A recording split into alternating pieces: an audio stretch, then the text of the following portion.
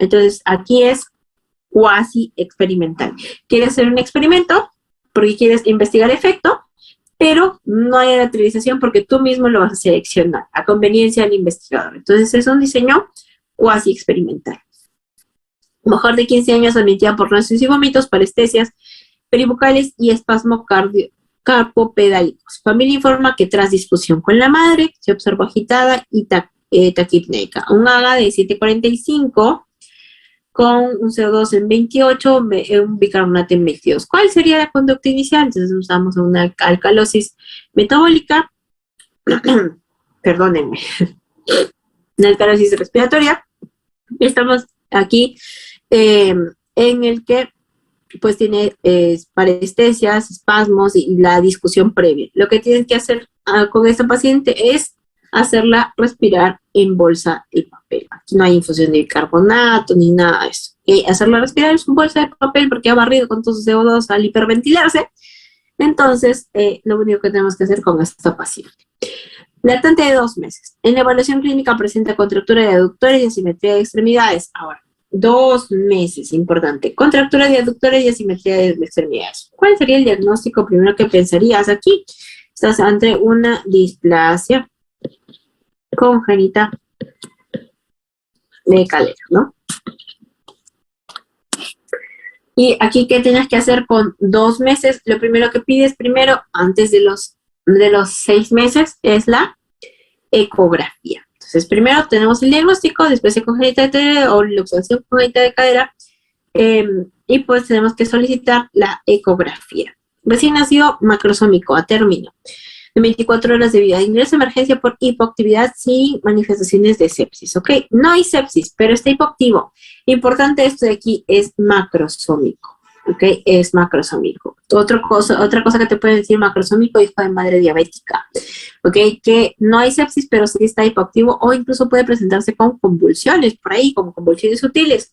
Y lo primero que tienes que hacer es un hemoglucotest y ver si no está hipoglicémico y reponerle la glucosa, la dextrosa a este paciente, ¿no? 2 por kilo de dextrosa al 10 o de dextrosa al 5.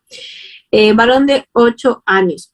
Llega a consulta por pérdida de peso y por extra. Percentiles, peso, edad, bajo, acá está.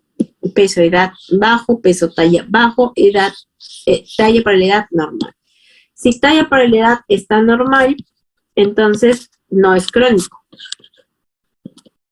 Pero aquí, si peso para la talla está bajo, eso quiere decir que es agudo.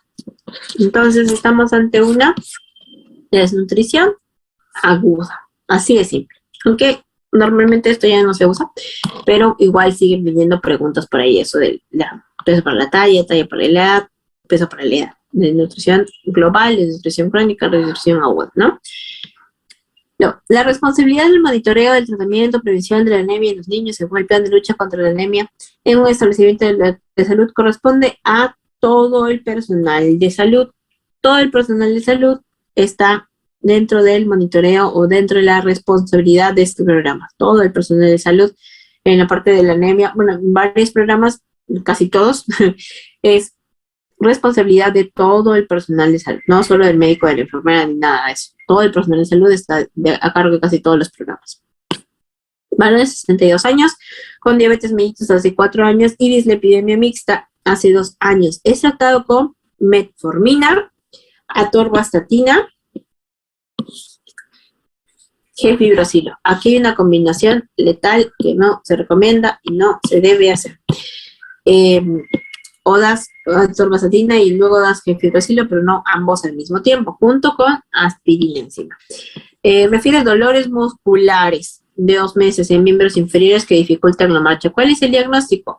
Importante que tengas en cuenta que los fibratos y las estatinas no deben ser administradas al mismo tiempo porque el riesgo de, no solamente de mialgias, sino de rhabdomiólisis. ¿Ok? Tienen riesgo de rhabdomiólisis si se administran juntas, aunque en este caso está en una dosis baja, pero igual, ¿ok? No se debe dar junto. Entonces, mialgias por medicamentos al asociar una estatina con un fibrato.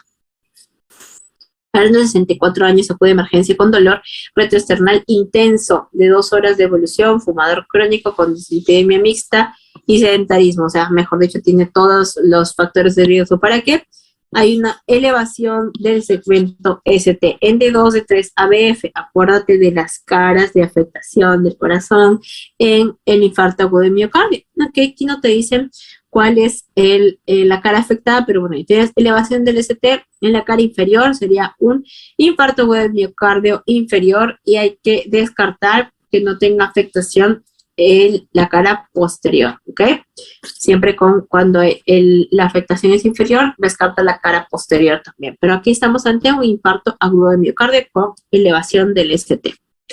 Adolescente de 14 años con comedones y algunas lesiones pustulosas en cara, predominio de mentón, mejillas y frente.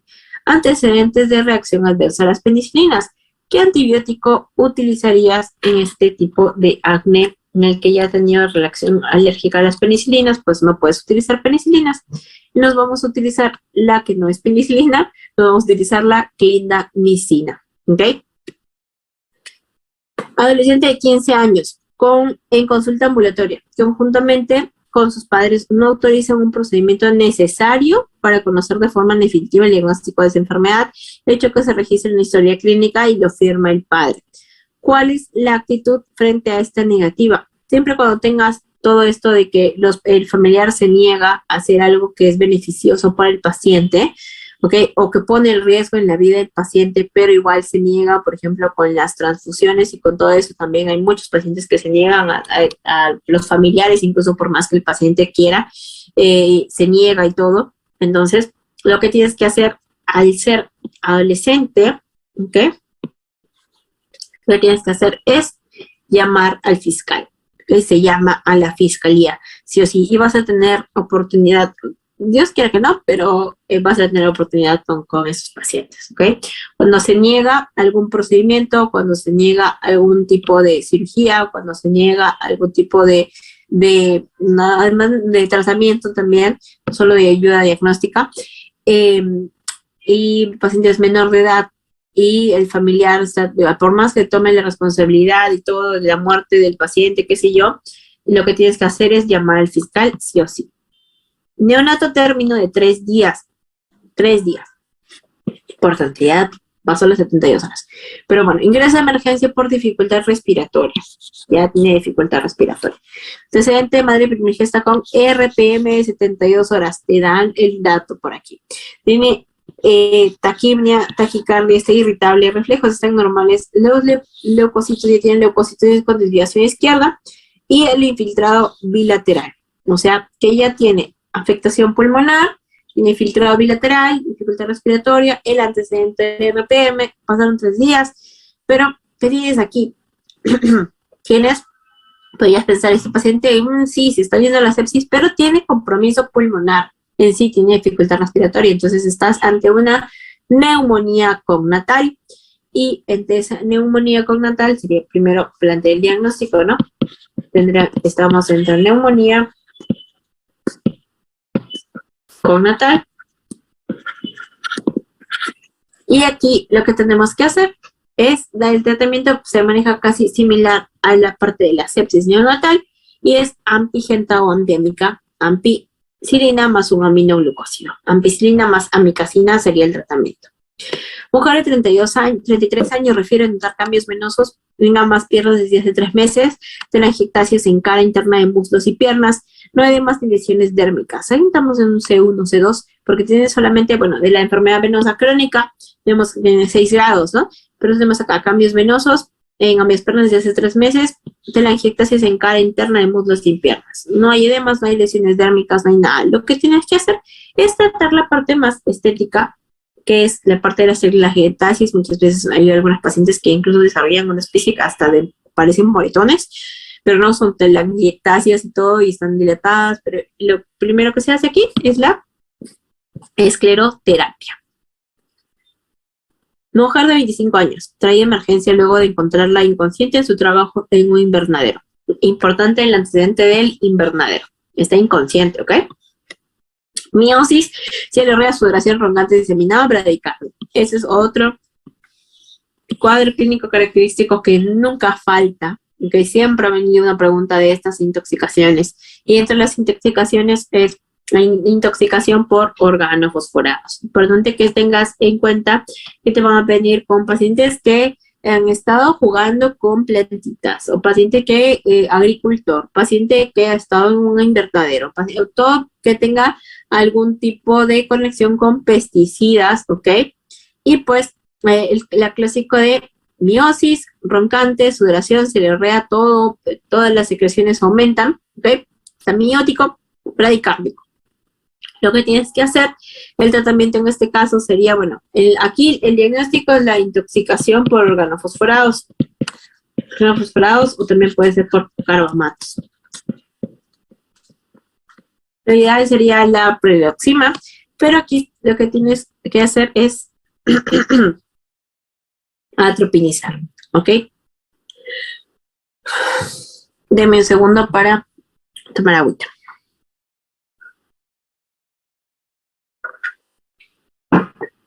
Preescolar con 2 días de fiebre, ok, tenemos aquí 2 días de fiebre y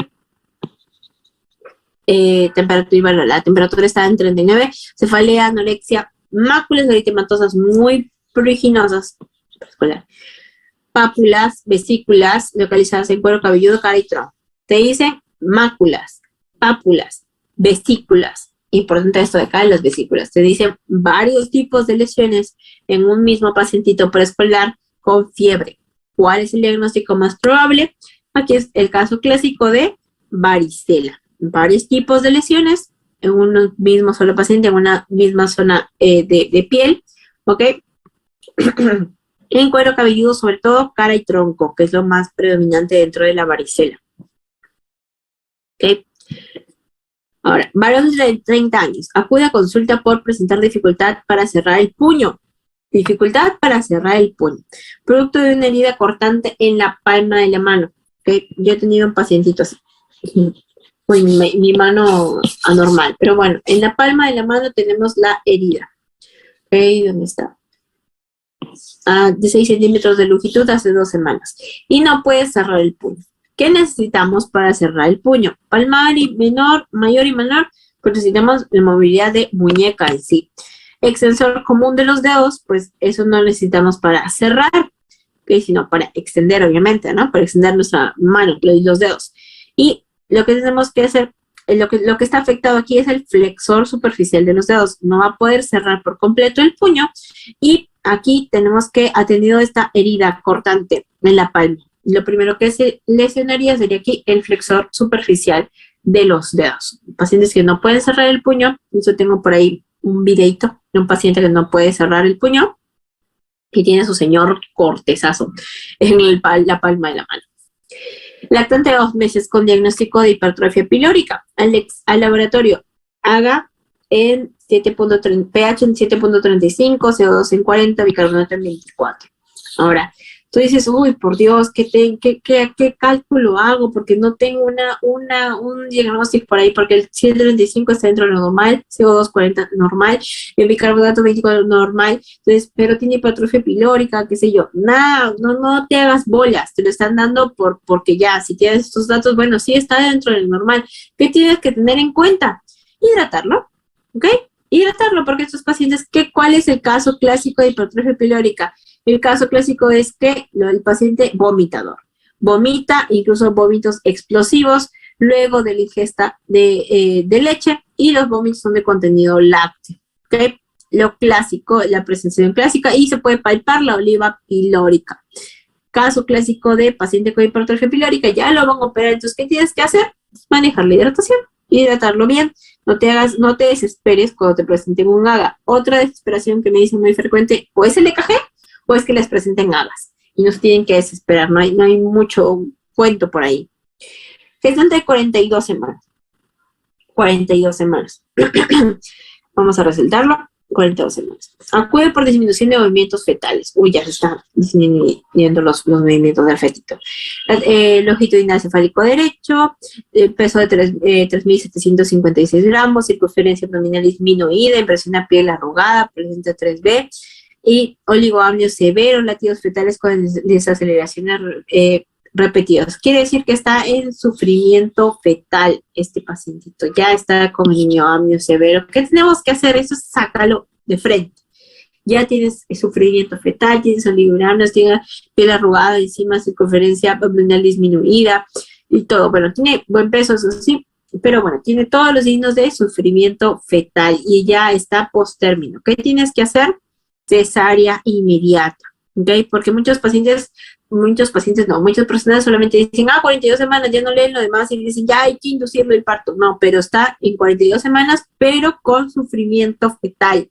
Aquí es indicación de cesárea inmediata, cesárea de emergencia. Varón de 35 años con índice de masa corporal de 35, glucemia 150, inicia tratamiento farmacológico junto con programa educativo estructurado. ¿Qué nivel de prevención se está aplicando? Ahora, aquí hay también toda una lucha, un reclamo incluso, me acuerdo. ¿Por qué? Porque si tú dices entre los niveles, pues primario, la prevención de la enfermedad, secundario, el diagnóstico temprano, el tratamiento oportuno, y terciario ya pues la rehabilitación de acuerdo a las consecuencias de la patología que has tratado, diagnosticado, ¿no? Entonces, pero aquí tienes los dos. Estás dando el tratamiento, pero también están dando el plan educativo estructurado, todo para la rehabilitación, de parte de la manejo de la obesidad y todo eso. Entonces, dan como respuesta terciario, el nivel de prevención, pero estás aplicando los dos, secundario y terciario. Entonces, pues, dejémoslo que la respuesta oficial es terciario, ¿ok? Pero tienes que tener en cuenta dentro de la salud pública, ¿sí? Más o menos. Dentro de todas estas preguntas en general, los niveles de prevención son básicos. Siempre viene nivel de prevención y dentro de la bioética los principios éticos, sí o sí. Y cuando llamas al fiscal o no. También hay bastantes preguntas en varios ENAM, que cuando llamas al fiscal o no, cuando refieres o no, qué nivel de prevención es. ¿Okay? Varón de 20 años que presenta quemadura en cara anterior del tronco, miembro superior derecho, ambas caras y mano. ¿Cuál es el porcentaje en extensión según la regla de los 9? Yo lo único que hago es dibujar. Bueno, mi dibujo es una bolita, cuerpecito, según yo son cuerpecitos, bracitos. 18, 4.5, 4.5, o sea, 9 en total. Entonces, ¿qué tenemos? 18, 9, 27. ¿Ok? Es cara anterior nada más. Cara anterior del tronco y miembro superior derecho, ambas caras totales hasta la mano. 27%. Escolar de 8 años con disfonía, tos, fiebre, importante, es escolar. Disfonía, tos, fiebre, desde hace 7 días. 5 días después, estridor inspiratorio con tos perruna, que se intensifica por las noches. El diagnóstico más probable es la laringotraqueitis. Vamos a ir a buscar laringotraqueitis. ¿Por qué de frente a laringotraqueitis? Tenemos disfonía, estridor, tos perruna en un escolar de 8 años. ¿Ok? Acá es A más B más C. ¿Qué va a ser? Disfonía, estridor, y esto está dentro del diferencial de estridor, más la famosa tos perruna. Todo esto es A más B más C de la laringotraqueitis. Laringotraqueitis. Faringitis no puede ser. Una faringitis no nos da estridor, ni disfonía, ni nada de eso. Simplemente puede ser la odinofagia, la faringitis tematosa, puede ser, depende si es viral o bacteriana, qué sé yo. Cuerpo extraño no es de 7 días, ¿ok? Puede dar estridor, sí, pero en estridor de inicio súbito, con un antecedente por ahí de juego, un antecedente de ingesta de algo. Y bronquitis, ya hemos hablado de la parte de la afectación bronquial, la afectación bronquiolar, afectación de alveolar y todo eso, ¿no? Ya hemos hablado de eso. Así que lo que tenemos que esto es caso clásico y característico de la laringotraqueitis. Gestante de 32 semanas. Presenta contracciones uterinas cada 5 minutos. Dilatación en 0, incorporación 30, alteración presentación -3. Se decide tratamiento para maduración pulmonar. ¿Cuál es el tratamiento de elección? ¿Cuál es el tratamiento de elección? Actualmente la betametasona. ¿Qué también puedes utilizar? Puedes utilizar dexametasona. Para maduración pulmonar, esa es pregunta directa, sin más. Para maduración pulmonar, ¿qué se utiliza? Se utiliza la betametasona. Aún no concluye el primer trimestre del año y es la quinta gestante término que acude al centro de salud desde localidades a menos de 2 horas de distancia sin ningún control prenatal. ¿Qué actividad prioritaria debe implementar el equipo de salud? ¿Qué actividad prioritaria debemos implementar cuando no se está haciendo el seguimiento a estos pacientes, cuando no se está capacitando, cuando no se está yendo a visitar? ¿Qué tenemos que hacer? Hacer capacitación y seguimiento, porque eso es lo que les está haciendo falta aquí, porque dice, es la quinta gestante de término que acude desde localidades a menos de 2 horas de distancia sin ningún control prenatal. Entonces tenemos que capacitar y hacerle seguimiento a estas gestantes y ir a buscarlas, porque eso es lo que se tiene que hacer, ir a buscarlas. Niño de 3 años, que desde hace 3 días presenta cuadro catarral, irritabilidad y fiebre. Tímpano derecho congestivo y abombado. Primero, ¿qué diagnóstico hacemos? Hacemos que es una OMA, ¿no? Otitis media aguda. ¿Cuál es el antibiótico de elección de primera línea? Es la amoxicilina. Si en 48 horas no responde a este tratamiento, pues tenemos que pasar a la amoxiclavular, ¿no? Ese es en el manejo del OMA. También es caso clásico de la otitis media aguda. ¿Cuál es la población usuaria de las IPRES del Seguro Social de Salud? El Seguro Social de Salud es para trabajadores del sector formal y sus dependientes, ¿ok? Trabajadores del sector formal y sus dependientes. Militares, policías y sus dependientes, bueno, policías, la sanidad, militares, todo eso, está la naval, todos ellos. Y población pobre con seguro público, pues es el famoso SIS, ¿no? Tenemos las divisiones de nuestro sistema de salud. Mujer de 25 años acude a emergencia por dolor hipogástrico, sangrado irregular, moderado y dismenorrea. ¿Ok? Hace 6 días, uso de anticonceptivos orales combinados y múltiples parejas sexuales. ¿Qué más tenemos? Dolor a la movilización cervical. Dolor a la movilización cervical.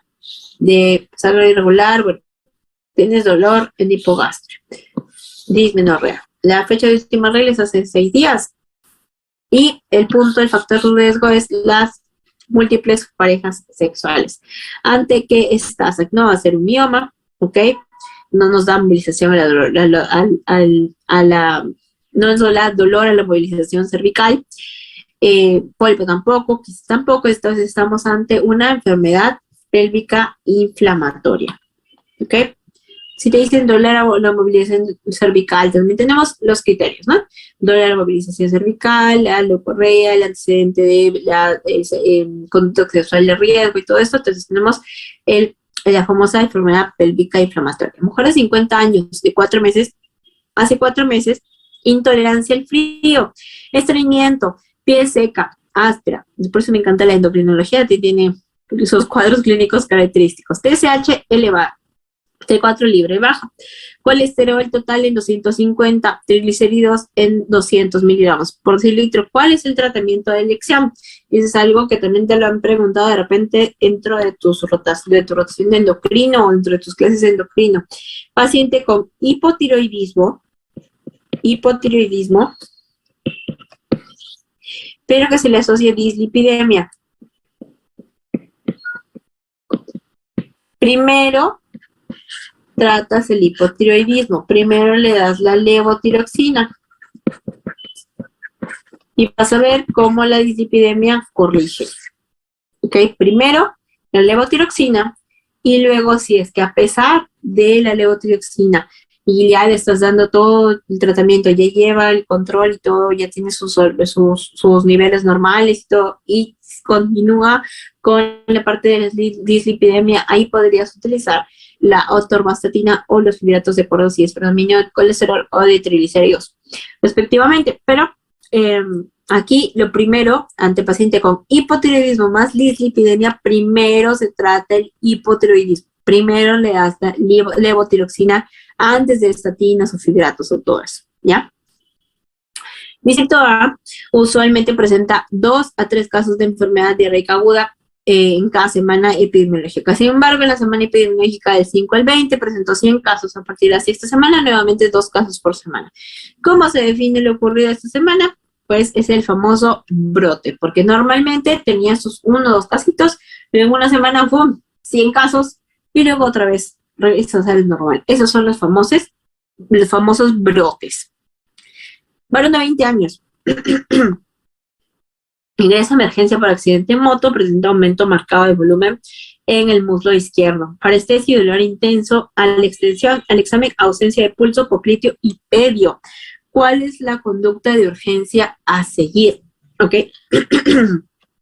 ¿Qué tienes que hacer? Un accidente en moto, hay aumento de volumen, hay dolor intenso, parestesias y hay ya ausencia de pulsos. Dolor intenso, ausencia de pulsos, hay parestesia, aumento de volumen. O sea, aquí de repente hay una fractura adentro y lo que tienes que hacer, lo que se tiene que pensar es que está haciendo un famoso síndrome compartimental. Y lo que tienes que hacer ante un síndrome compartimental, alta sospecha de síndrome compartimental, ¿qué tienes que hacer? La fasciotomía, sí o sí, antes de la radiografía y todo ya está perdiendo, hay ausencia de pulsos, entonces tienes que hacer la fasciotomía de emergencia y comenzar a cortar de frente. Varón de 25 años, presentar a repetición lesiones papuloeritematosas y pústulas dolorosas alrededor de los folículos pilosos en región de la barba. ¿Qué se tiene que hacer? ¿Cuál es el tratamiento de elección? La famosa dicloxacilina, porque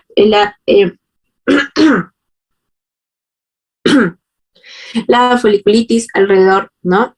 A repetición, alrededor de la región de la barba. Entonces, ¿con qué se trata? Se trata con atacando al germen que está causando eso, y en este caso también es el aureus. Entonces, lo que se tiene que hacer es iniciar con dicloxacilina. Varón de 62 años, pirotécnico, sufre quemaduras en extremidades y cara por explosión de incendio, quejumbroso, con dificultad respiratoria y tirajes subcostales bilaterales. ¿Qué tienes que hacer? Importante aquí, cuando hay por explosión, cuando hay incendio, cuando hay, traen a todos estos pacientes quemados, revisar la vía aérea sí o sí. Si ya hay dificultad respiratoria y ya hay compromiso de la vía aérea, incluso puedes encontrar restos negruzcos en la vía aérea cuando en las inspecciones, sí o sí, este paciente incluso, por más que este paciente al inicio puede estar un poco consciente y todo, lo que tienes que hacer es el manejo de la vía aérea, la intubación endotraqueal, sí o sí, ¿ok? Ya hay compromiso de la vía aérea en un paciente quemado. ¿Por qué? Porque después de esto, después de que ya, traen al paciente y encuentran los restos así de ceniza y todo esto, en la vía aérea, luego viene el edema y se edematiza toda la parte de la glotis, todo se edematiza, toda la parte de la vía respiratoria y no hay poder humano que abra esa vía respiratoria, ¿ok? Entonces, sí o sí, la parte del manejo de la vía aérea en esos pacientes gran quemados y esos pacientes que son rescatados de incendios, siempre revísales la vía aérea. Si es que esto, por ejemplo, en mi hospital recibía y recibe una gran cantidad de quemados porque tiene unidad de quemados, entonces llegaban a las emergencias y llegaban directo a los internos incluso, ¿ok? Siempre revisa vía aérea en pacientes quemados. Mujer de 40 años presenta anorexia, pérdida de peso y diarrea crónica. Antecedente de hace 4 años, fiebre tifoidea complicada que obligó a resección de ilion terminal, palidez marcada, ileositis, quelesis, ictericia. ¿Estamos ante quién?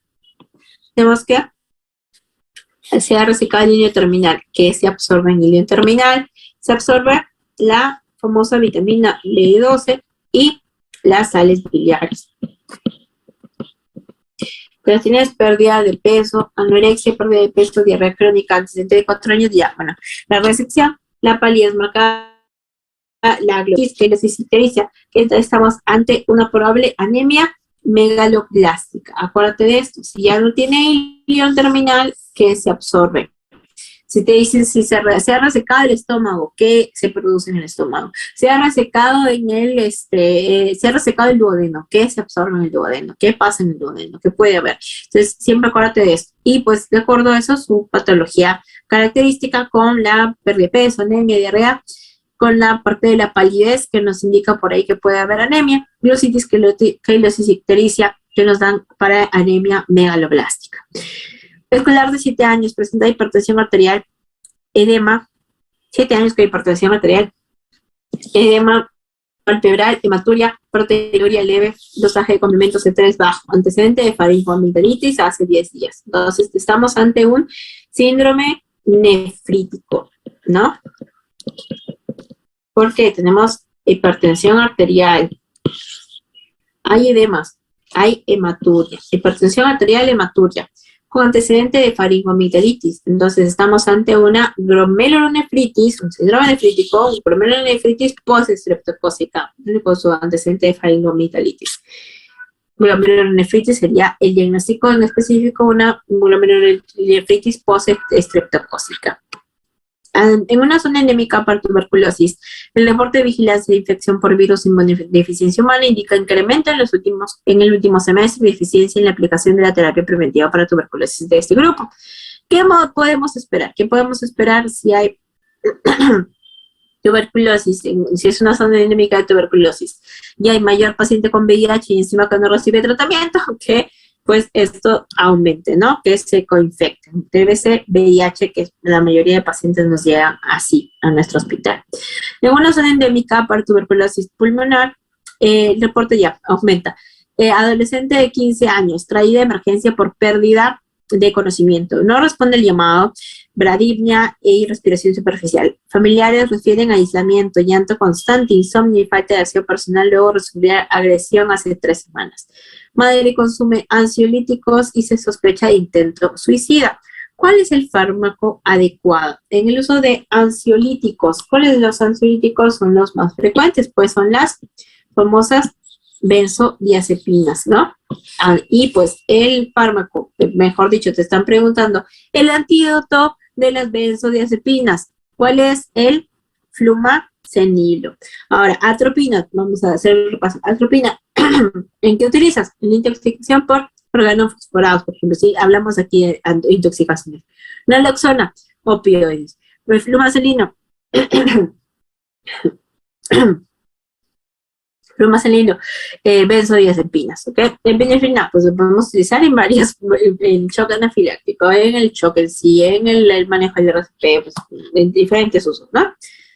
Varón de 45 años de hace una semana, epigastralgia que calma con ingesta de alimentos y antiácidos, y hace un día presenta heces negras. Ahora, aquí estamos ante lo clásico de el paciente con úlcera. ¿Por qué?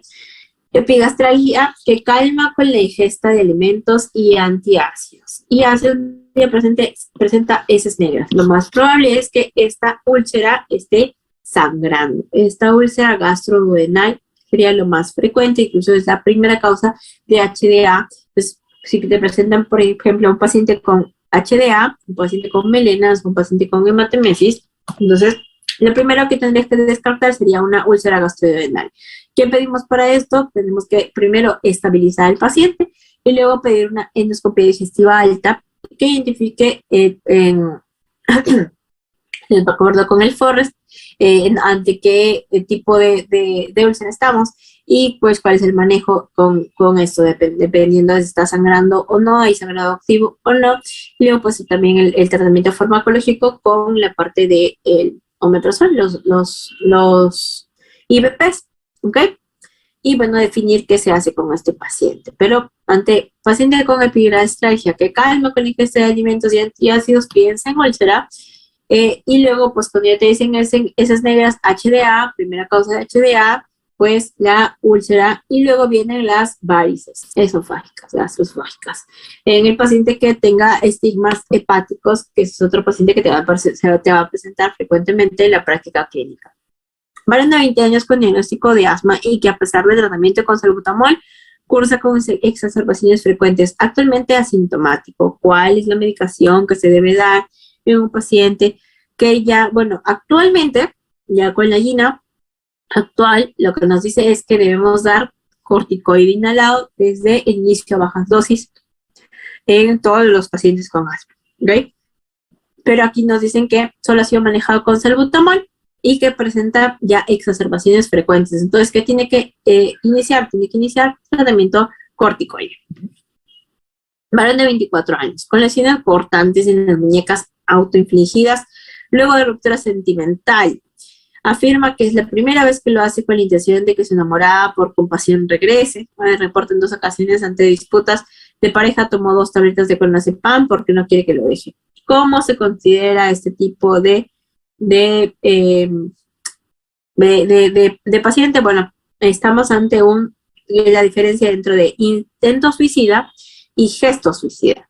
En el gesto suicida son acciones en las que el paciente conscientemente sabe que no va a ocasionar su muerte. En cambio, en el intento suicida incluso ya es preparado, incluso encuentras cartas de despido, incluso ya es los famosos pacientes que encuentran o ahorcados o que se lanzan o que ya se proporcionan lesiones o cortes en alguna región donde saben que van a sangrar masivamente, o pacientes que toman algún tipo de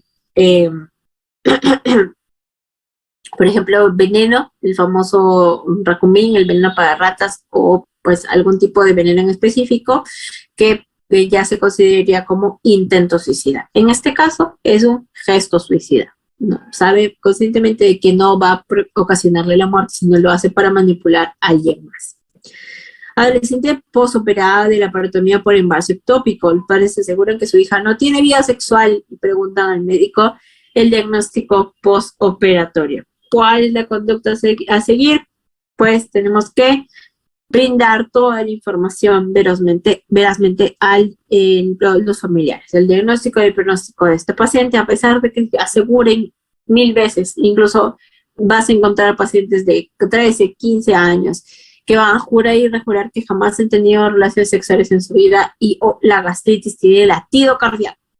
Entonces tienes que informar sí o sí a los familiares, a los padres de esta paciente, sino llamar al fiscal si es que no acude con padres, porque vas a encontrar que muchas veces acude o con el enamoradito o con la suegra, ¿ok? Pero no, tienes que llamar a los padres y llamar al fiscal.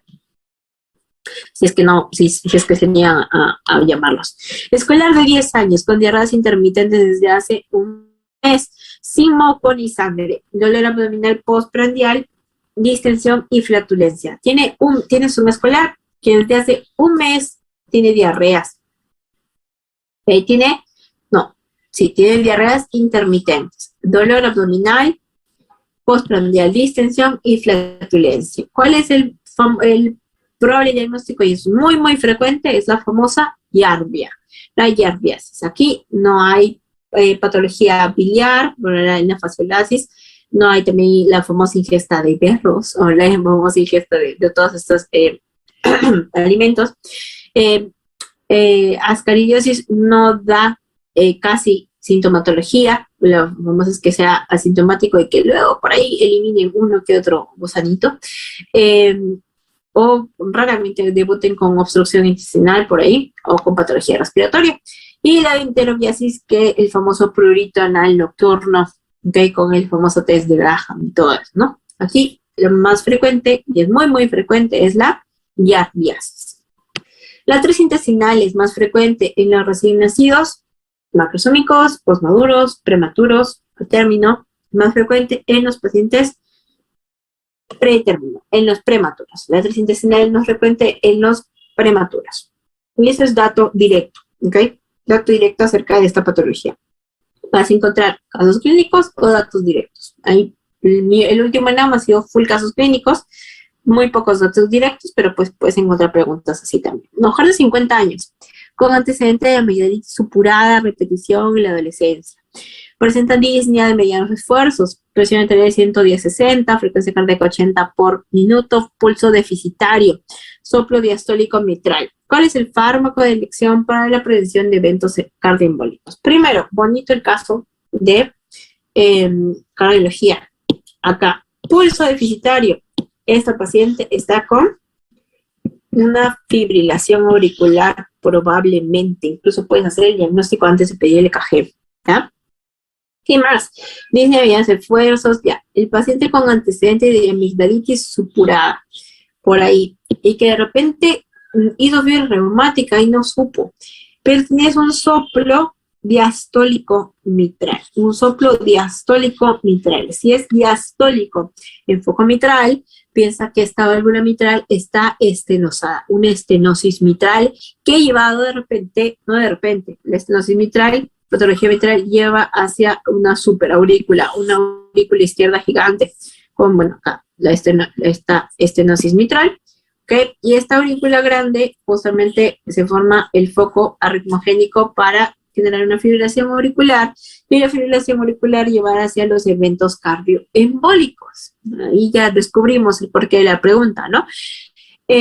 Y estos cardioembólicos, pues lo que tenemos que hacer para prevenirlos es dar la warfarina y mantener un INR entre 2 y 3. ¿Ok? La warfarina. Varón de 48 años, acude a emergencia por dolor, distensión abdominal y hematemesis de aproximadamente 1.200 mililitros. Antecedente de alcoholismo crónico, presión arterial 80-50, tienes frecuencia cardíaca 110, palmas hepáticas, ictericia de piel y escleras, traube ocupado. ¿Cuál es el diagnóstico más probable? Lo que les decía, paciente que te presentan con HDA, hemorragia digestiva alta, más estigmas hepáticos, pues esto es varices esofágicas sangrantes. Si no hay estigmas hepáticos y tienes antecedentes por ahí, lo que teníamos en el caso clínico anterior, que la ingesta de alimentos calma el dolor, los antiácidos también calman el dolor por ahí, pero luego debutan con algún tipo de sangrado, piensa en la primera causa de HDA, que es la úlcera, ¿no? Gastroesofágica, en la úlcera péptica, ¿no? En la úlcera gastrodenal. En este caso, paciente con HDA más estigmas hepáticos, todos los estigmas hepáticos que están aquí. Entonces, pues, tenemos una varices esofágicas sangrantes. Mujer de 90 años, hipertensa, con fibrilación auricular en tratamiento irregular, acude a emergencia por presentar desde hace 4 días frialdad en el pie izquierdo. Eso es triste.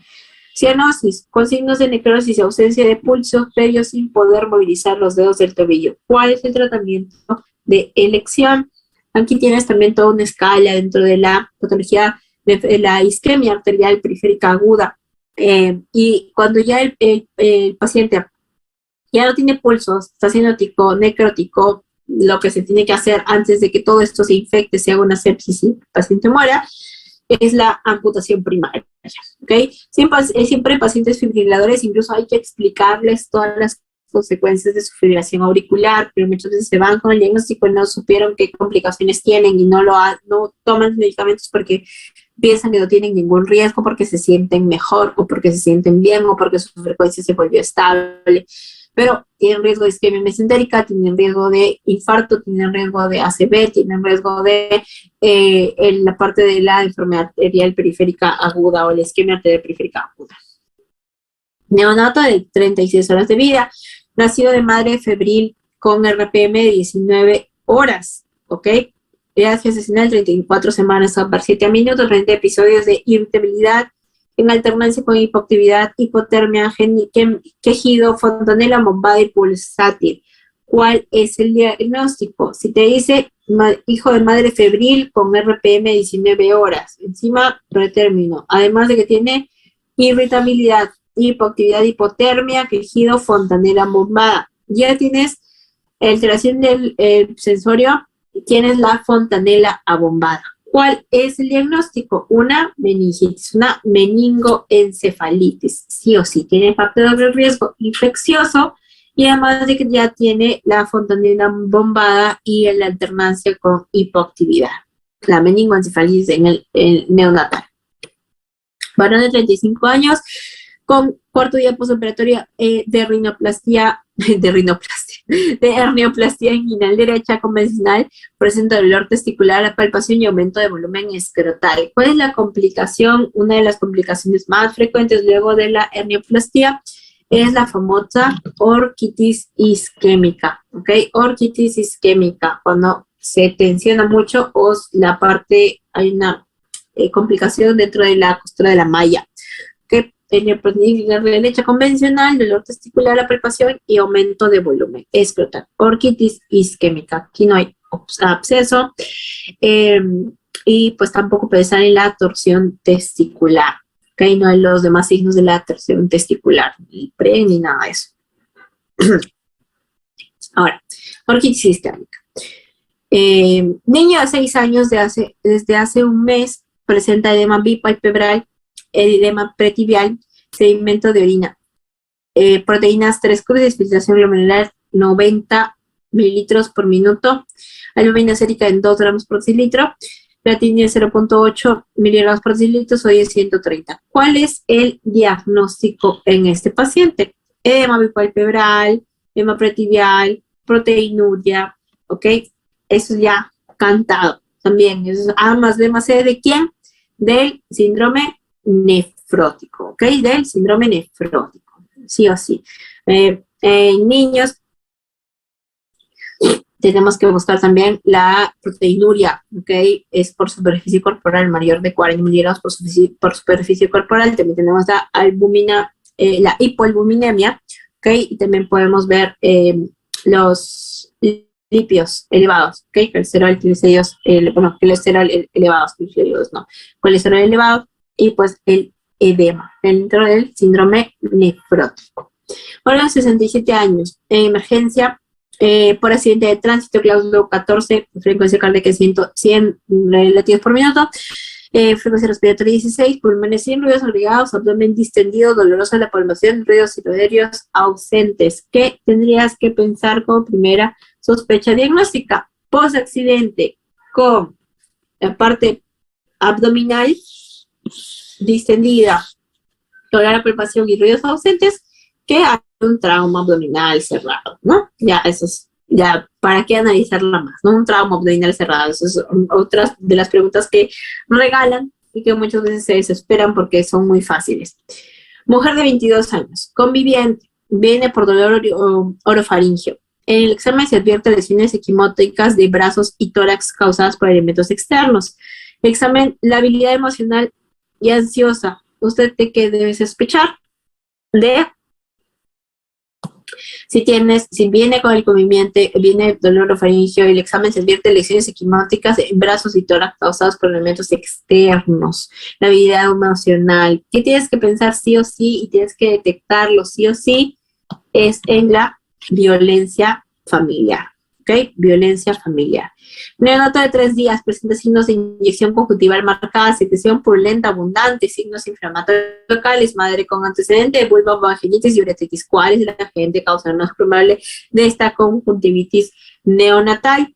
Lo más frecuente, si la paciente ha tenido vulvovaginitis y sobre todo uretritis, pues es la Neisseria. Y Neisseria, esto de acá, debuta así, con secreción purulenta abundante en la parte de la conjuntivitis neonatal.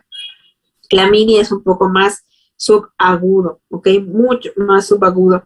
Incluso un cuadro ya de pasado los 7 días, los 7 primeros días de vida, ¿ok? Aquí ha debutado los 3 primeros días de vida con secreción purulenta abundante. Es gonorrea.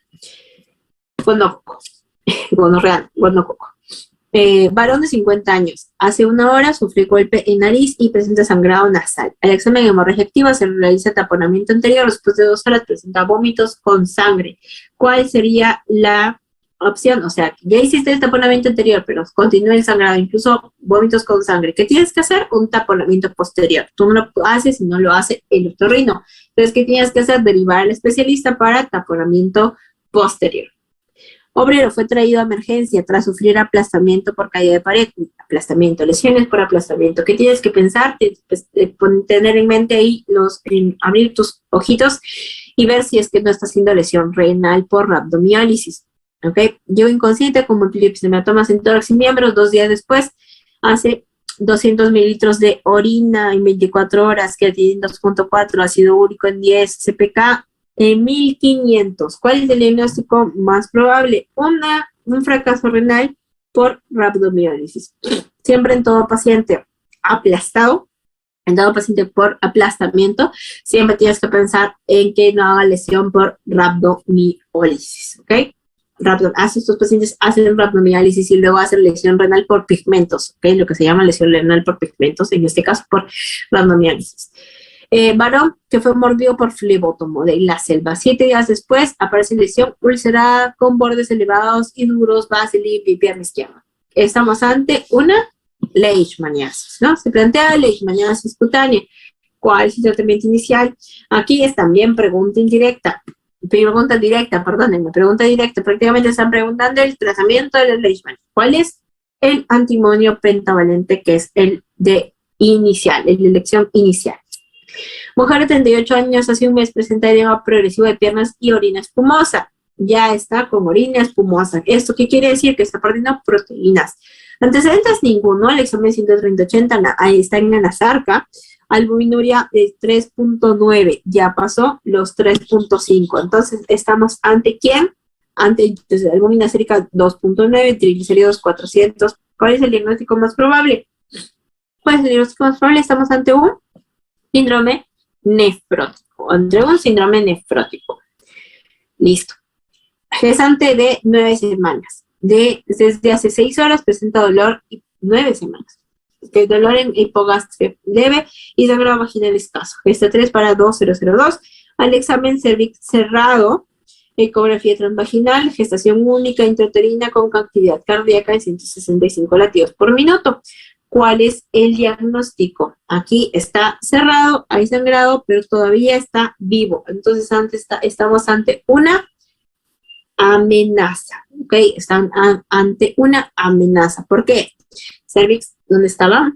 Acá, cervix cerrado y tienes una gestación con latido, está vivo y hay sangrado escaso. Entonces estamos ante una amenaza. En curso sería cuando ya no encuentres actividad y encuentres el cervix, el orificio cervical externo abierto, ¿ok? Y inevitable, bueno, membranas ya rotas y ya no hay actividad cardíaca y está ya saliendo. Y frustro es cuando te encuentras también cerrado, pero con ya muerto, o sea, no hay actividad cardíaca. Okay. Mujer de 38 años, desde hace 5 meses presenta hipermenorrea, 38 años, hipermenorrea. Aquí, punto claro. Gesta 1 para 001210. Hemoglobina en 8, ecografía, mioma submucoso de 3.38 milímetros, no pediculado. ¿Cuál es el tratamiento de elección? Aquí también hay toda una discusión, pero pues cuando nos dan el 38, ¿ok? Se prefiere el tratamiento histeroscópico, ¿ok? La miomectomía histeroscópica. ¿Por qué? Porque ya está produciendo en la patología la parte de los leiomiomas, cuando extraerlos o no, o cuando son quirúrgicos o no, es cuando producen anemia, producen hipermenorrea, producen dolor que ya es intratable, ¿ok? Cuando ya producen algún tipo de patología extra, además de la que ya es, porque ya es una patología, entonces, o complicaciones, mejor dicho, de los mismos leiomiomas, ya es indicación para la extracción. En este caso, menos de 40 milímetros, pues la indicación es histeroscópica, ¿ok? Luego, si no, pues si sería más grande, sería pasar para la miomectomía o para la histerectomía, dependiendo de el deseo genésico, ¿okay? El deseo genésico de la paciente. Ahora, en 58 años, presente del sur del Perú, acude de emergencia por presentar palpitaciones seguidas de síncope. Palpitaciones seguidas de síncope. En el EKG se encuentra taquicardia ventricular no sostenida sobre la base de bloqueo completo de rama derecha. Se sospecha de una miocardiopatía. Si viene del sur del Perú, y se sospecha una miocardiopatía, por más que te digan taquicardia ventricular no sostenida y todo eso, si viene con todo esto, ¿qué tendrías que pensar? ¿Qué tendrías que hacer? ¿Ok? Si viene con taquicardia ventricular y con miocardiopatía y del sur del Perú, que de repente la paciente venga con una miocardiopatía dilatada, ¿ok? Que tenga por ahí Chagas, por ahí puede ser, ¿ok? Y viene con taquicardia, con síncope, taquicardia ventricular con síncope. Entonces, lo que se tiene que hacer en este caso, en este tipo de pacientes, es implantar un desfibrilador automático, ¿ok? Un desfibrilador automático. En pacientes que tengan miocardiopatía, se pueden poner miocardiopatía dilatada lo más frecuente, y que tenga palpitaciones seguidas de síncope, ya hay compromiso aquí, y con taquicardia ventricular. ¿Okay? Necesitas, la primera terapia sería un desfibrilador. Los demás no le van a hacer ni cosquillas a una taquicardia ventricular. Y encima con miocardiopatía. Varón de 60 años, procedente de Iquitos. Importante las procedencias también, ¿ok? Acude de emergencia por fiebre alta y escalofríos con intervalos regulares. Cefalea, dolor abdominal, mialgias. Pálido, ictérico, picadura de insectos en piernas y brazos, esplenomegalia y hemoglobina en 7. ¿Cuál es el diagnóstico más probable? Es una ictericia febril que viene de la selva con fiebre alta a intervalos. Esto ya está cantado. ¿Qué es? Malaria, sí o sí, ¿no? Malaria. Es terciana, cuartana, benigna, maligna, dependiendo, ¿no? Y pues es una anemia febril, ¿ok? Anemia, incluso hemolítica, ictérico, pálico, ictérico, febril, con esplenomegalia y todo, procedente de una zona endémica, malaria. Varón de 54 años. Desde hace 7 días, dolor perineal con herida que drena pus, que mejora con analgésicos y antibióticos. Hace 4 meses le drenaron un absceso perineal. En examen genopectoral a horas 3, orificio con salida de secreción purulenta. ¿Cuál es el diagnóstico más probable? Después del absceso viene la fístula. ¿Okay? Después del absceso viene la fístula. Y lo clásico también es esta es presentación clásica del paciente que incluso tiene el drenaje constante, maloliente, y eso es lo que más le molesta. ¿Okay? Y pues con el antecedente de un absceso anterior. Después del absceso viene la fístula perianal. Mujer de 60 años hospitalizada en UCI con intoxicación por barbitúricos en destete de ventilación mecánica. Al 5.º día presenta incremento de secreciones bronquiales asociada a fiebre o hipotensión, radiografía de tórax infectado alveolar difuso. El tratamiento antibiótico empírico debe iniciarse con, aquí sí o sí, pues ya es a neumonía asociada a ventilador mecánico, ¿no?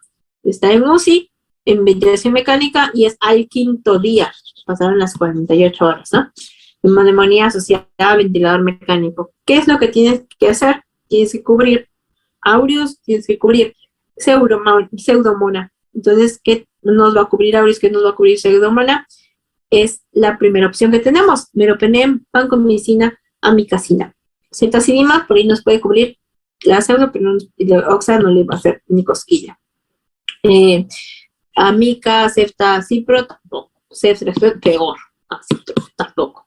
Entonces, lo que tenemos que hacer: carbopénico, la vancomicina y la amicacina. Meropenem, vancomicina, amicacina. Recomendación para la neumonía asociada a ventilador mecánico.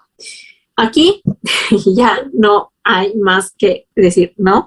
Niño de 12 años consulta por pie plano y dolor de espalda, se realiza la prueba de Adams, donde se encuentra curvatura lateral anormal de la columna dorsal. ¿Cuál es la alteración detectada?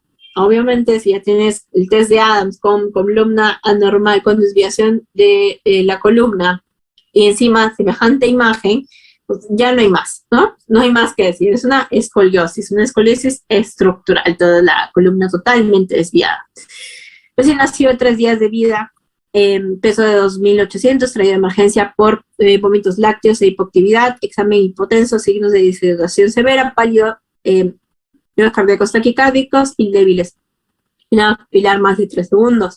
Hemograma con recuento leucocitario normal, no hay desviación izquierda. ¿Cuál es el diagnóstico? Primero que tenemos que es traído por vómitos lácteos e hipoactividad. Vómitos lácteos. Hipotenso, signos de deshidratación severa. Ya tiene el llenado capilar prolongado, taquicárdicos y débiles, pálido. ¿Qué están hacia dónde se está yendo nuestro paciente? Entonces, el paciente está chocado y está en un shock hipovolémico, porque nuestro recuento leucocitario es normal, no hay desviación izquierda. En este caso del recién nacido siempre se tiene que tener en cuenta hacer la diferencia entre está séptico o no, está en shock séptico o no. ¿Por qué? Porque de eso depende también el uso de antibióticos en este paciente. En este caso, no tenemos cosas que nos orienten hacia la sepsis, pero sí hacia la parte del volumen. Está en deshidratación severa y está ya chocándose. Estamos ante un shock hipovolémico, porque hay signos de bajo gasto, ¿no? Está hipotenso, la deshidratación marcada, ruidos cardíacos taquicárdicos leves y está prolongado el llenado capilar. Shock hipovolémico. Mujer de 40 años, 6 semanas de gestación por fecha de última regla, ecografía muestra saco gestacional de 20 milímetros. ¿Cómo está en la imagen? ¿Cuál sería el diagnóstico? ¿Ok? Tenemos que hay la gestación, hay saco, pero ¿qué le falta? ¿Ves ahí embrión? No hay embrión. Aquí sí tienes que ver la imagen. Aquí sí o sí tienes que ver la imagen, ¿no? Gestación anembrionada. Sí o sí tienes que ver la imagen para hacer el diagnóstico en este caso. ¿Cuál es el factor de riesgo de peor pronóstico en un lactante de 45 días de nacido con diagnóstico de tosferina? Tosferina. ¿Cuál es el de peor pronóstico? También es pregunta directa sobre la tosferina, y es la reacción leucemoide. La reacción leucemoide mayor de 50.000, la predominio de mononucleares. Ese es el factor de peor pronóstico en la tosferina. ¿Ok? Tosferina, reacción leucemoide. Madre refiere que su niño de 9 meses presenta desde hace 8 horas llanto intermitente, alternado con periodos de letargia, deposiciones de moco, mezcladas con sangre rutilante. Al examen, masa palpable en fosa ilíaca derecha, ausencia de gas del colon y distensión del intestino delgado. ¿Ok? ¿Cuál es el diagnóstico? Incluso se los hice al inicio, casi al momento del diferencial, ¿no? Paciente un niño que tiene llanto intermitente, alternado con periodos de letargia. Deposiciones con moco mezcladas con sangre roja rutilante. No te dicen jalea grosella, pero sí te dicen la sangre roja rutilante. Hay masa en fosa ilíaca derecha. Hay ausencia de gas y distensión del intestino delgado, ya, pero tenemos la masa, tenemos las heces con sangre, con jalea grosella, y tenemos el llanto intermitente con periodos de letargia. Y también te pueden decir la posición antálgica. Estamos ante una intususcepción. ¿Ok? Intususcepción. Acuérdate, nos vemos. El llanto, ¿ok? El dolor que produce el llanto intermitente, dolor tipo cólico, las heces con sangre, las heces, incluso te pueden mencionar el sistema jalea de la sella, y la masa en fosa ilíaca derecha, incluso en la ecografía también pueden decirle el signo de la dona y todas esas cosas. Mujer de 35 años. Hace 3 semanas cursa con malestar general, hiporexia, luego se agrega febrícula y sudoración nocturna. Malestar general, hiporexia, sudoración nocturna. Ingresa en emergencia somnolienta con cefalea intensa y vómitos. Al examen rigidez de nuca y Kernick positivo. ¿Cuál es el examen diagnóstico en este caso? Si tienes que 3 semanas tiene prácticamente como si fuera síntomas B o sintomático por ahí, ¿no? No tiene patología respiratoria, pero tiene fiebre, sudoración nocturna, hiporexia. Y somnolienta, una meningitis por ahí subaguda, meningitis subaguda, cefalea intensa y vómitos. Entonces, ¿qué es lo que tienes que descartar? Tienes que descartar que no sea TB, que no sea una meningo TB. Entonces, ¿qué tienes que pedir? ADA en líquido cefalorraquídeo. Recuerda que una meningitis subaguda, en este caso,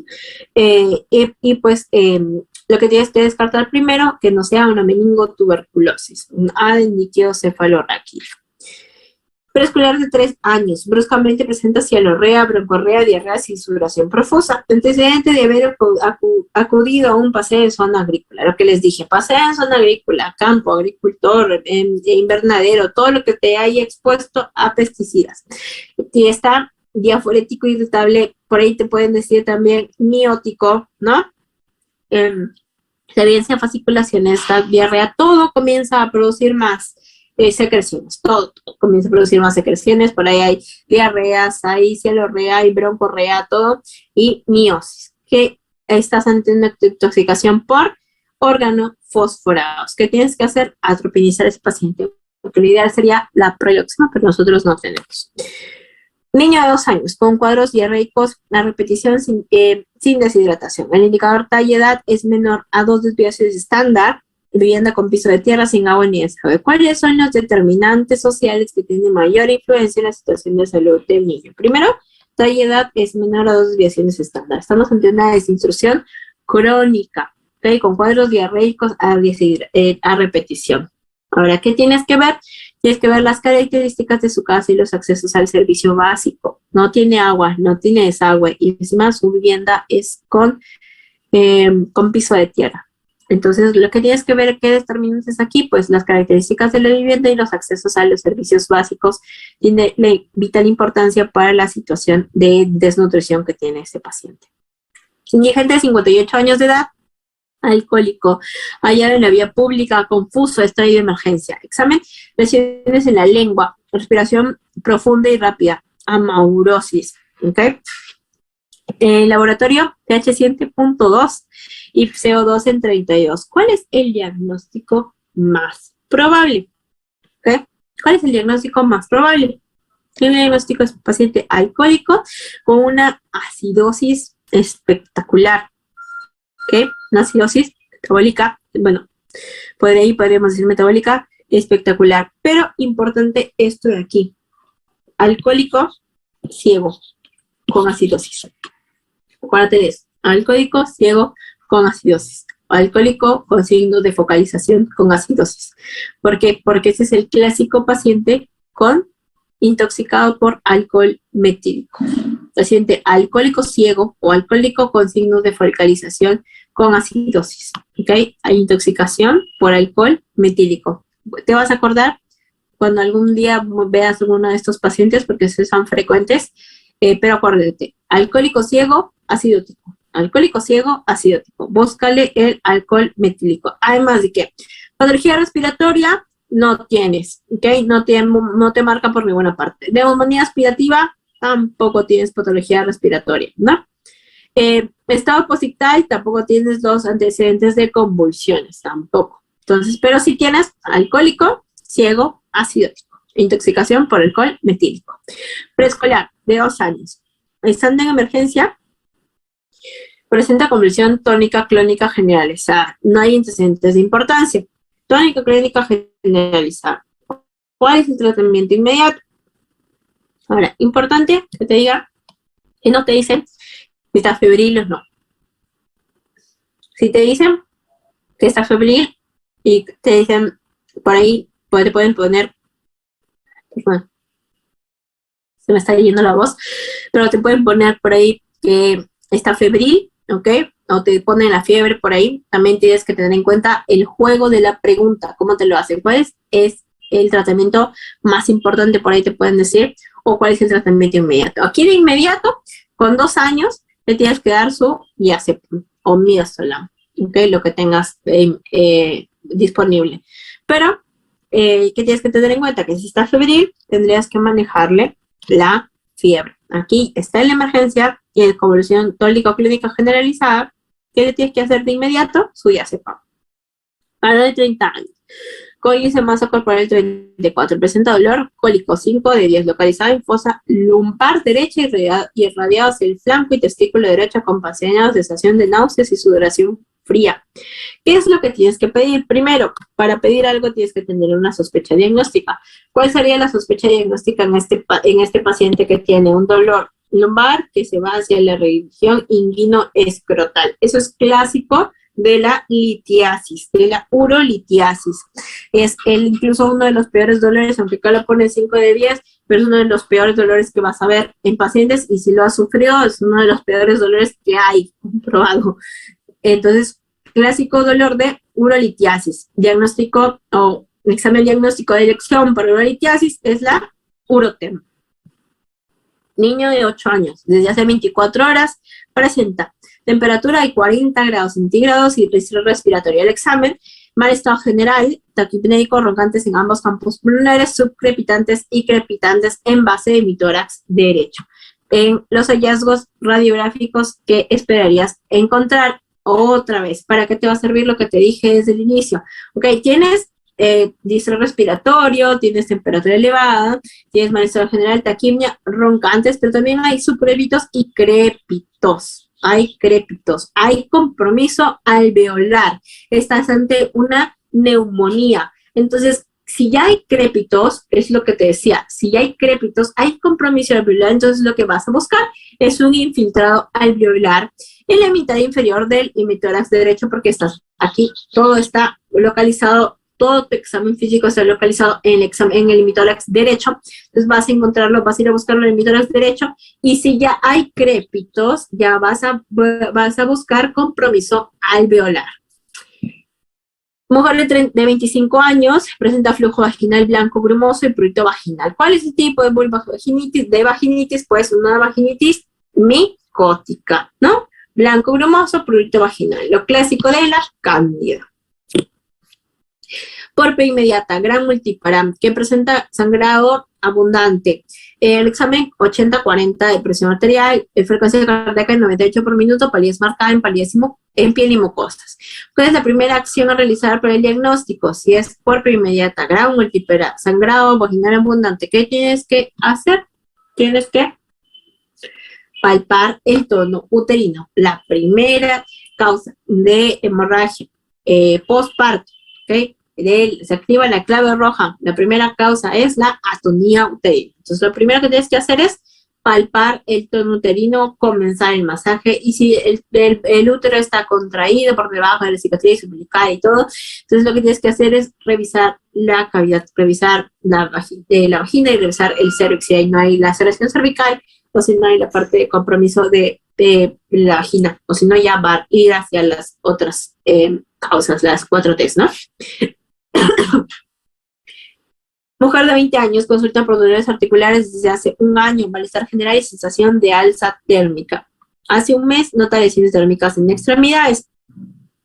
El examen, púrpura palpable.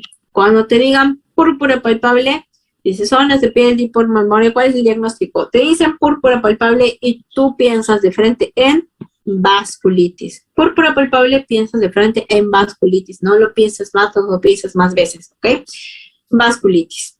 Por más que te digan dolores articulares, qué sé yo, ya te estás fumando y te estás yendo hacia la artritis, reumatoide, lupus, el qué sé yo, no. Púrpura palpable, búscale sus vasculitis.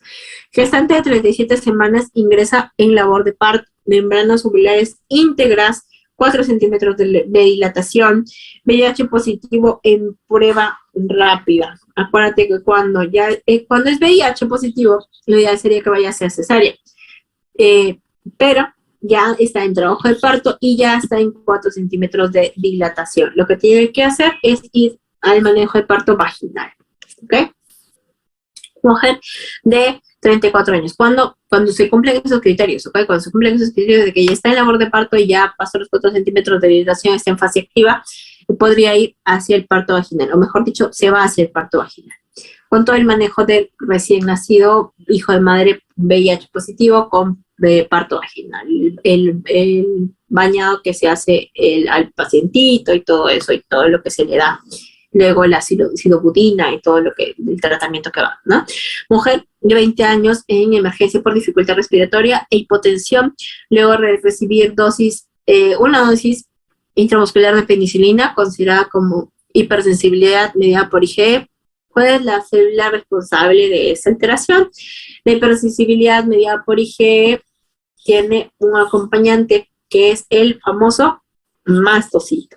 Liberación de todos los componentes inflamatorios por el mastocito que ya tiene ahí sus receptores para esta IgE. Varón de 23 años. Consulta por cuadro de tos seca desde hace 2 meses. Radiografía de tórax, borramiento del ángulo costofénico derecho, examen de líquido pleural, cociente LDH, líquido pleural plasma mayor a 0,6, cociente de proteínas, líquido pleural plasma mayor a 0,5, celularidad abdominio linfocitario con ADA en 55. ¿Cuál es el diagnóstico? Ya te están dando, es un exudado, ¿ok? Es un exudado con los criterios de Light, es un exudado. Dominio linfocitario con A positivo, que es una tuberculosis pleural. Iniciar ya el tratamiento específico. Niño de 15 meses, hace 2 semanas recibió vacuna contra el sarampión. Presenta petequias, equimosis en todo el cuerpo y epistaxis. No visceromegalia, laboratorio hemoglobina Gonce, leucocitos en 10.000, neutrófilos al 60%, linfocitos al 40% y plaquetas en 20.000. ¿Qué se tienen que pensar? Que estás ante una... Tienes petequias, tienes equimosis, tienes epistaxis y las plaquetas en 20.000, estás ante una púrpura trombocitopénica. ¿Okay? Púrpura trombocitopénica. Leucocitos están normal, no hay atípico, no hay blastos, nada de eso. Púrpura Schönlein tampoco, no hay dolor abdominal, no hay equimosis, bueno, que está en todo el cuerpo, no hay en parte glúten ni nada, eso no hay compromiso renal tampoco. Anemia plástica tampoco, no hay anemia ni siquiera. Bueno, sí, hay un poco, por 15 meses, ¿no? Pero no hay aplasia en sí. Todas las demás series están normales. Bueno, solamente las plaquetas que están en 20.000, que están disminuidas. Púrpura trombocitopénica. Niño de 8 años llega a consulta por fiebre y síntomas compatibles con infección urinaria. Urocultivo, falso negativo. ¿Cuál de los eventos pudo haber ocurrido? Lo clásico que tenemos, que se pide el urocultivo cuando ya tienen terapia antibiótica. Entonces, lo peor que se puede hacer, ¿no? Un tratamiento antibiótico previo es lo que hace que el urocultivo sea negativo en pacientes que sí están infectados porque tuvieron antibiótico previo, uso de antibiótico previo. Niño, 14 años, desde hace varios años se viene incrementando el bloqueo nasal con alteración del gusto y olfato, prurito y secreción nasal. Actualmente más irritable. Antecedente de asma bronquial. ¿Qué es lo que tiene este paciente? Varios años tiene bloqueo nasal, tiene alteración del gusto, olfato, prurito, secreción nasal, ¿ok? Y tiene antecedentes de asma bronquial, o sea, tiene antecedentes de atopía, ¿ok? Y tiene antecedentes de ¿qué? De rinitis. Rinitis alérgica, sinus prurito y secreción nasal asociado a asma bronquial. Una rinitis alérgica. Varón de 56 años. Presenta en forma súbita, cefalea intensa, dificultad para la deambulación y disartria, envidiada por la familia. Luego de 30 minutos es evaluado en emergencia, no encontrado alteración neurológica alguna. Ok, pues hay signos por ahí de focalización, pero transitorios. Entonces, ¿en qué estamos? Estamos ante un ataque isquémico transitorio, ¿no? Ataque isquémico transitorio. Duración menos de 24 horas. Ok, en el criterio antiguo, la duración de menos 24 horas, la duración de menos de 1 hora en este caso, y pues de los signos de focalización, con el alto riesgo de hacer o otro ataque isquémico transitorio o ya de un accidente cerebrovascular en la semana, las 2 semanas o dentro del primer mes post-ataque, post el primer ataque. Varón de 60 años sufre accidente de tránsito tras hace 6 horas. Glasgow 10, TAC cerebral. ¿Cuál es su diagnóstico? Lo que les decía, según yo, aquí hay un limón, ¿no? Según yo, aquí hay un limón, ¿ok? ¿Y esto qué sería? Sería un hematoma epidural. Subdural, acuérdense de la media luna y la hemorragia subaracnoidea con la parte de todas, entre las circunvoluciones se evidencia ahí la hiperdensidad, ¿no? E incluso también puede haber afectación de los ventrículos en la hemorragia subaracnoidea. Pero en este caso, con este limoncito, ¿ok?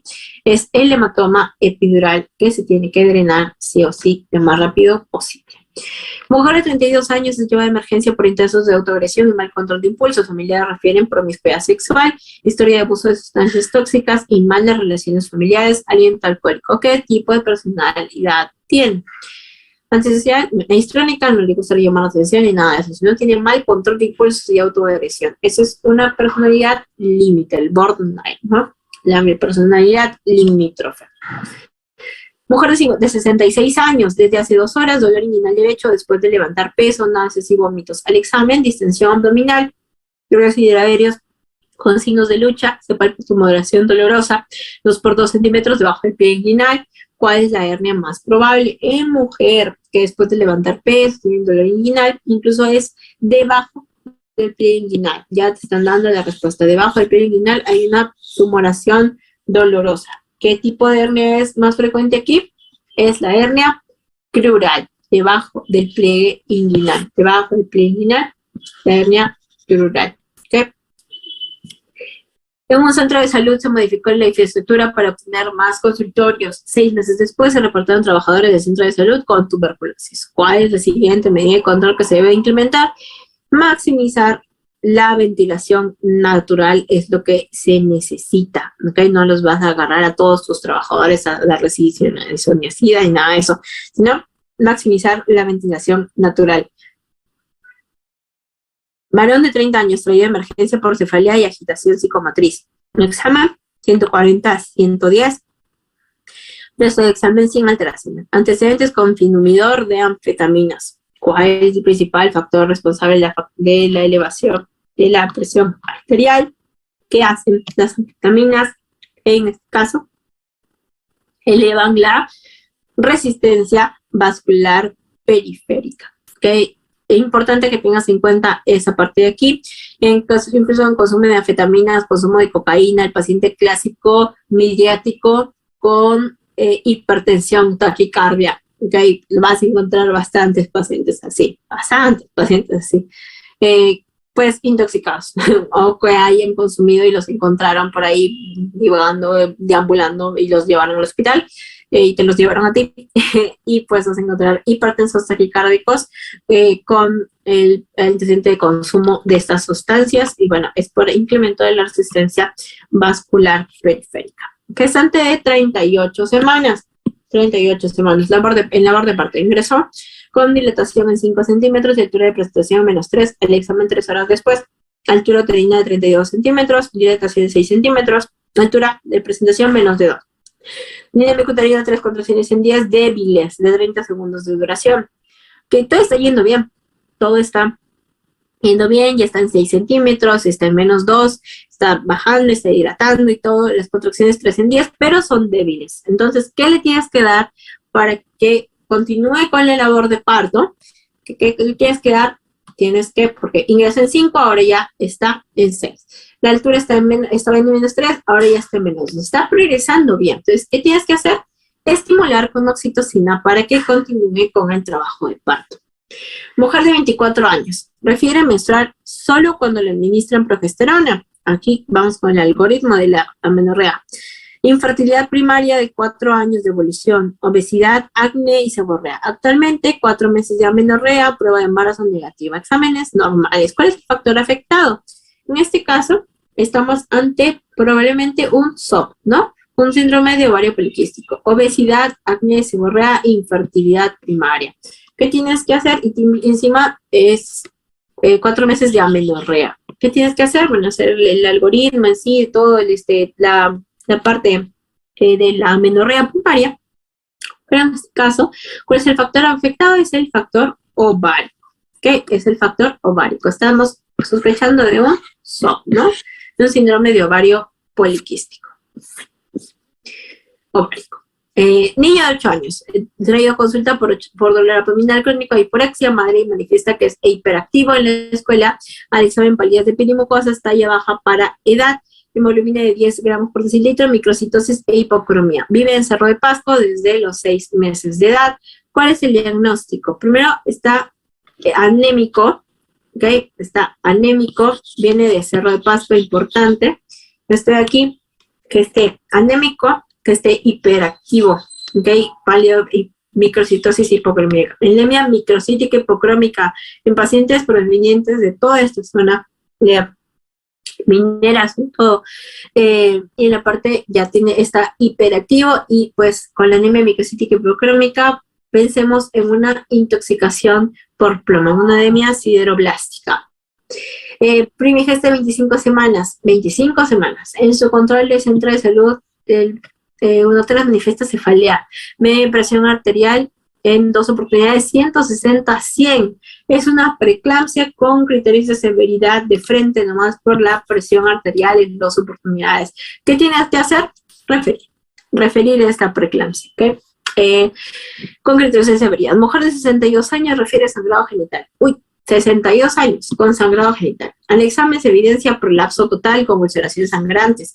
¿Cuál es el tratamiento previo a la cirugía? Previa a la cirugía, estas ulceraciones calman con la aplicación tópica de estrógenos. Esto también ha sido pregunta medio maleada, medio rara, porque muchas veces creo que pusieron autorización, qué sé yo, todo eso por las ulceraciones sangrantes, ¿no? Pero pues hay que tener en cuenta que cuando estudias un poquito el prolapso, cuando hay ulceraciones, en este caso, calman con la aplicación tópica de estrógenos. Niño de 12 años, presentan prurito ocular intenso en ambos ojos con secreción espesa, mucoide, lagrimeo, fotofobia e hiperemia conjuntival.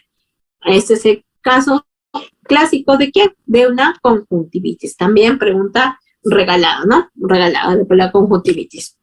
Ahora, varón procedente de Piura, con 3 días de fiebre, cefalea, dolor retroocular, mialgias y atralgias. ¿Ya para qué más? Piura, o de acá de donde yo soy, de Chiclayo. 3 días de fiebre, cefalea, dolor retroocular, mialgias y atralgias. Acude al Centro de Salud de Lima, cuyo ámbito es identificado como vento de mosquitos. ¿Qué debe priorizar para prevenir causas autóctonas? Primero, ¿qué causas de qué? De dengue. ¿Qué tienes que hacer? El control vectorial, sí o sí. Control vectorial. Si no hay vector, no hay dengue. Si no hay mosquito, no hay dengue. Varón de 70 años desde hace 2 horas, disnea, palpitaciones, dolor precordial. Ingresa a shock trauma, le colocan oxígeno por bigotera, presentando pérdida súbita de conciencia, respiración agónica y ausencia de pulso. El monitor cardíaco que muestra una taquicardia ventricular sin pulso, QRS anchos, pero regulares, se podría decir, anchos, pero tienen una misma duración. Entre RR hay una, bueno, entre grafiquito y grafiquito hay el mismo número de cuadraditos, se podría decir. Entonces hay taquicardia ventricular, ausencia de pulso, sin pulso. Eso está dentro de los ritmos desfibrilables. Entonces aquí sí necesitas ver el EKG y saber ante qué estás. ¿Ok? Tenemos los ritmos desfibrilables, no desfibrilables. También tenemos la fibrilación ventricular, que es totalmente aberrante. No hay aquí irregularidad. Aquí sí se ve más o menos medio bonito. Y en el taquicardia ventricular sin pulso se ve así.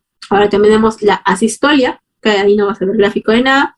Y también tenemos la actividad eléctrica sin pulso. ¿Ves? Prácticamente como si fuera más o menos dibujado un QRS, pero no hay pulso. Entonces, en esos dos, las historias de actividad eléctrica sin pulso no son desfibrilables, solamente es con masaje cardíaco. Aquí sí, en los 2 anteriores que te he mencionado, se necesita la desfibrilación.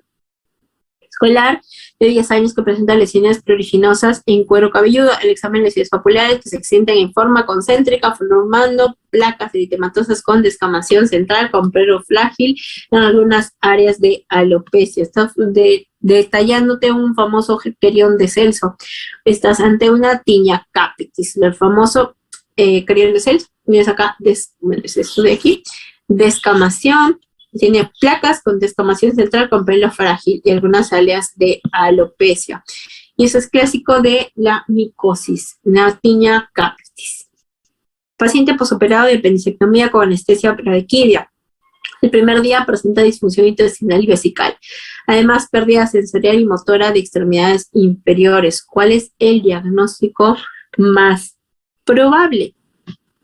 Que después de la anestesia raquidia esté haciendo un síndrome de cola de caballo. ¿Por qué? Porque tiene, además de la disfunción intestinal y vesical, la pérdida sensorial y motora de las extremidades inferiores. Un síndrome de cola de caballo post-anestesia raquidia. ¿Qué post-anestesia raquidia? Ahora, esto se está por apagar. Ya, varón de 15 años. Refiere dolor testicular derecho de 6 horas de evolución. Antecedente de testículo retráctil del mismo lado. Al examen físico destaca discreta horizontalización del testículo derecho y reflejo cremastérico ausente. Esto es lo clásico de ¿quién? De la famosa torsión testicular. Dolor testicular, 6 horas de evolución. Importante para qué? Para el manejo. Si es quirúrgico o no, si lo sacan o no, si es orquipecia o si es orquiectomía. En este caso ya sería la orquiectomía. Tenemos que distinta horizontalización y reflejo cremastérico ausente. Esto es clásico ¿de quién? De torsión testicular. Múltiple para 37 semanas sin control prenatal refiere contracciones uterinas frecuentes, dolorosas y sangrado por vía vaginal. Examen contracciones uterinas hipertónicas, moderado sangrado oscuro sin coágulos. Entonces, entre las hemorragias de la segunda mitad, ¿qué tenemos? Cuando hay sufrimiento fetal, cuando son contracciones dolorosas y cuando hay sangrado oscuro, rojo vinoso, sangrado doloroso, muy doloroso, con sufrimiento fetal, estamos dentro del desprendimiento prematuro del placenta. Si la paciente presenta sangrado rojo rutilante sin sufrimiento fetal, pero indoloro también, presenta previa, ¿ok? Placenta previa. Y cuando hay rotura de membranas, o sea, está el trabajo de parto, rompen membranas y hay sangrado y hay sufrimiento fetal, entonces estamos ante rotura de basa previa, que es un sangrado fetal, ¿ok? Sufrimiento fetal. Apenas rompen las membranas. Mujer de 62 años acude a consulta por sangrado ginecológico de 5 días de evolución, ecografía transvaginal, endometrio de 8 milímetros con PAP normal. El endometrio ya está engrosado, mayor de 4 milímetros, ¿ok? En 62 años y tiene sangrado. Entonces, ¿qué tienes que hacer? ¿Qué tienes que descartar? Lo primero, que no sea maligno. Entonces, ¿qué tienes que hacer? Hacer una biopsia de endometrio y a ver si es o solo una hiperplasia endometrial o hacer ya el diagnóstico de una patología maligna, de un cáncer de endometrio, y luego ya el manejo en sí. Varón de 45 años, presenta fiebre continua de 6 semanas, fiebre continua de 6 semanas, antecedente de fiebre reumática en la infancia, hace 2 meses extracindentaria, soplo sistólico, okay. Soplo con una fiebre continua, 6 semanas, con antecedente de alguna falla ya dentro de la válvula. Soplo sistólico 3 de 6, fue el foco mitral, hemiparesia, o sea, nuevo soplo. Okay, nuevo soplo con signo de focalización con hemiparesia, izquierda facibraquiocural, crural, BCG en 100. ¿Cuál sería el examen más adecuado para definir el diagnóstico? Primero, para definir el diagnóstico, tendríamos que tener una sospecha, y aquí la sospecha sería fiebre con nuevo soplo, endocarditis, hasta demostrar lo contrario. ¿Qué tendríamos que hacer? Una ecocardio transesofágica para ver pues si hay absceso, si hay exprimimiento de válvula, si hay, bueno, ya en sí, la parte de la endocarditis infecciosa. ¿Ok? Primigesta de 30 años, no recuerda la fecha de su última menstruación. El examen se palpa fondo uterino a nivel de borde superior del pubis. Esto también es dato directo. ¿Cuándo se palpa el fondo uterino a nivel del pubis? A las 12 semanas.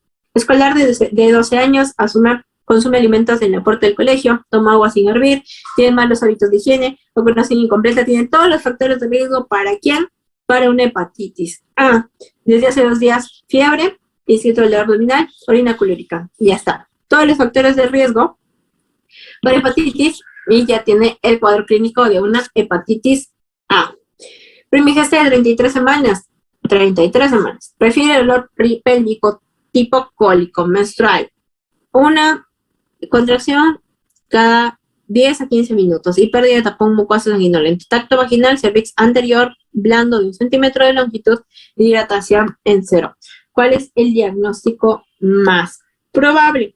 Aquí, si la dilatación todavía está en 0, estamos ante una amenaza de parto pretérmico. Si ya supera los 3, okay, ya sería una labor de parto pretérmino, labor de parto prematuro. Estamos aquí ante una amenaza por la dilatación y las semanas que tenemos aquí. ¿Hay trabajo de parto? Pues sí, hay una en 10, bueno, por ahí, pérdida de tapón mucoso y ya hay cambios cervicales. Cervix anterior, blando de 1 centímetro, pero todavía estamos en una amenaza por la dilatación que todavía está en 0. Bueno, de 45 años, procedente de Madre de Dios, acude a emergencia por fiebre continua de 38.5, dolor retroocular, sangrado nasal, petequias y malestar general.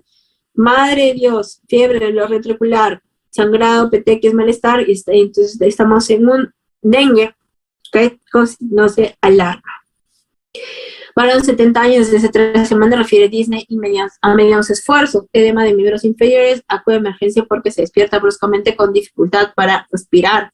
Al examen 25, frecuencia respiratoria 25 por minuto, presión arterial 130-90, ortopnia, diaforesis, palpitante del tercio medio bilateral, ruidos cardíacos arrítmicos, ingurgitación yugular y dolor en hipocondrio derecho. ¿Cuál es el tratamiento farmacológico inicial? Primero, que estamos ante una insuficiencia cardíaca. Más probable que sea crónica, reagudizada. Tenemos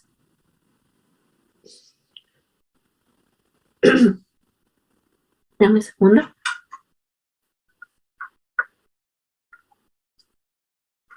Tenemos edema de miembros inferiores.